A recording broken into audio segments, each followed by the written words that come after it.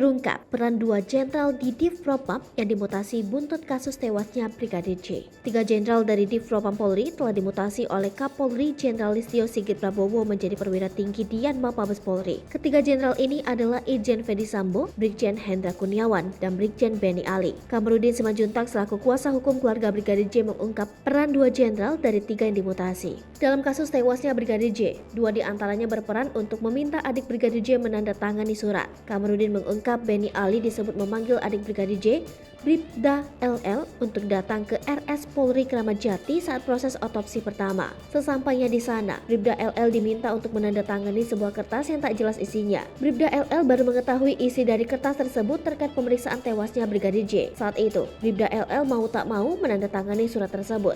Lantaran yang menyuruh adalah Jenderal Bintang 1. Kamarudin menjelaskan tidak ada paksaan namun lebih kepada perintah. Kemudian, Brigjen Hendra Kurniawan berperan dalam pengiriman jenazah Brigadir J ke Jambi. Hendra saat itu berperan untuk melarang keluarga membuka peti jenazah. Hal itu diungkap oleh kuasa hukum Brigadir J lainnya, Johnson Panjaitan. Johnson menuturkan tindakan Hendra dinilai telah melanggar prinsip keadilan bagi pihak keluarga. Selain itu juga dinilai melanggar hukum adat. Kamarudin menambahkan, Hendra dinilai tidak berperilaku sopan terhadap keluarga Brigadir J. Terkesan mengintimidasi dan memojokkan karena melarang memfoto, merekam, bahkan tak diperbolehkan memegang ponsel.